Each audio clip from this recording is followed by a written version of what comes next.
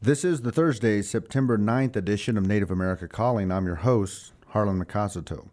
I used to feel guilty about not knowing my tribal languages, except for just a few words or a few phrases here and there.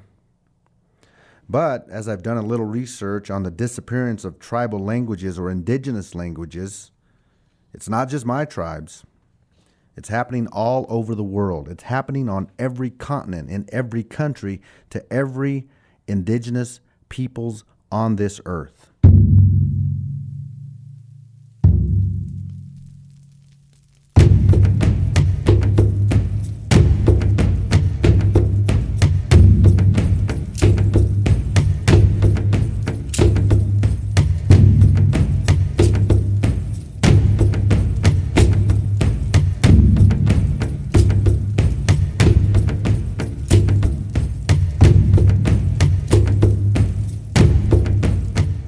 As I grew older, and as the elders in my tribes began to pass away, there was less and less of the old languages being spoken. Until now, today, it is almost non-existent, even within our ceremonies. And it's disheartening, to say the least. And you know what? It's not an overstatement in my mind to say it's tragic. In the fall of 2009, Inez Slaughter from the Indigenous Language Institute and Felicia Rivera, who's the educational director for Pewaukee Pueblo, came to me and asked whether PrEP would be interested in participating in a pilot program to help Native American kids learn their native language, in this case primarily forms of Tewa.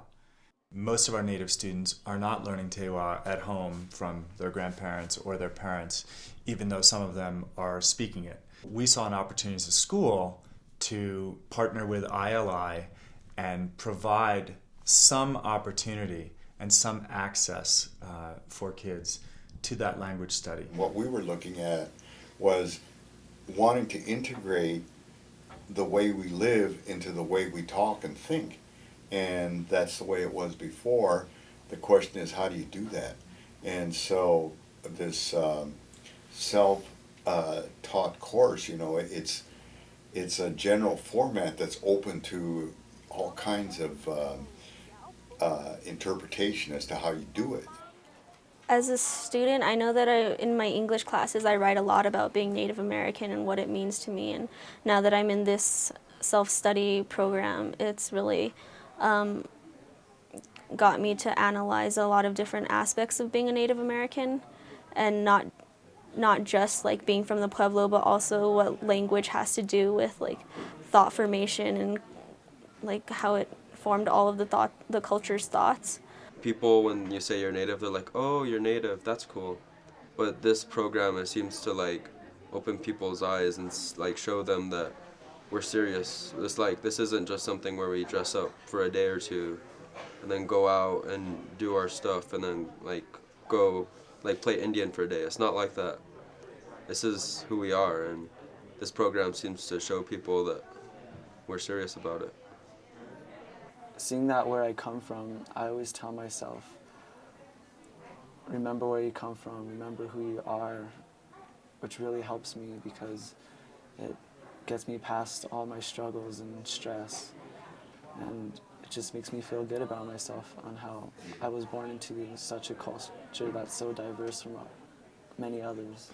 So we worked out a pilot program whereby we identified a teacher who could work with the 5 or 6 kids who were interested and gave them language credit to be able to pursue those studies. And so far it seems to be going very well. It is somewhat ironic that we're giving foreign language credit for what is actually a native language, but that's the world we live in. I believe in leading by example, so I know that if my voice is strong, that they'll know that their voice is going to be strong eventually if it's not already.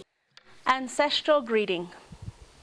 Meeting clay, overwhelmed spirit overtakes all residing in the house. I think one of the things that I noticed came out that we didn't like practice or anything was how much closer we got to our native traditions and our heritage just by learning the language. I stand to greet my past and what will come. They are here, ever present in and around me, guiding me to sustain our shared experiences. Life, treasures, rhythm, patterns, repeating craft of familial and communal memory.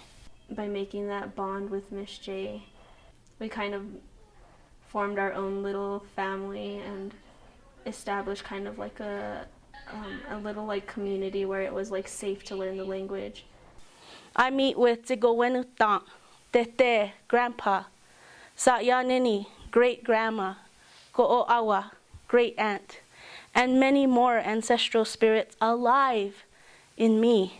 I'm passing on things that maybe my grandfather had told me, or maybe my mom has told me, or my aunts and uncles have told me, to help them to be more strong in their identity of who they are.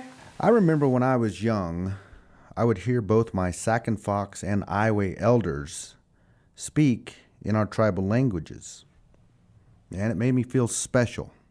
Even though I didn't know exactly what they were saying, but I certainly got the sense that there was something being said that had to do with love for our relatives, the land, God, and life itself. I was asking her and my grandma one day, like, what are they saying during the dances? Because I can't really hear. And they're like, listen, go back to practice tonight and listen to what they're saying in the kiva, and you'll find out what the dances are about. I was listening to the last song, and I discovered that it was about sharing blessings with all the people that were there, and sharing blessings with the community members that were also dancing. My ancestors shape and mold. I hold north, I hold south, I hold east, I hold west, I hold above, I hold below. The dance kind of incorporates that, and it's kind of like you're moving your hands in a way that you not really push the blessings onto someone, but you include them. And then sometimes, you know what, it gets so disheartening that I'm thinking, what's the point? Should we just give up on keeping our native languages alive? And then I come to my senses and I think, you know what? We have to continue to fight and use every available resource on earth to keep them alive for our future generations. Right now, I want to go up to Santa Fe, New Mexico, and I want to welcome in Jordan Naranjo. And Jordan is a senior, a 12th grader at Santa Fe Indian School, and he's part of a pilot learning program called the Self-Study Curriculum for Learning the Tewa language, and Jordan is from Santa Clara Pueblo. Welcome to the program, Jordan. Hello. Good to have you with us, and thanks for taking the time to be with us on today's program. And tell me why you are interested in learning your tribal language. I'm interested in learning my tribal language because it's a part of who I am, and without it, I don't know who I'd be. I want to be part of the community doings. I want to be able to communicate back with the elders. I want to know what exactly it is they're trying to communicate with us. Mm-hmm. Okay. And how much time are you willing to put into this? Because that seems to be the big question. I am willing to put as much time available to me as I can into this. I am very motivated. I want to preserve my language. I don't want it to disappear at all. With the language lies the culture. And so, a lot of people studying language loss know that if the language gradually declines, so will the culture.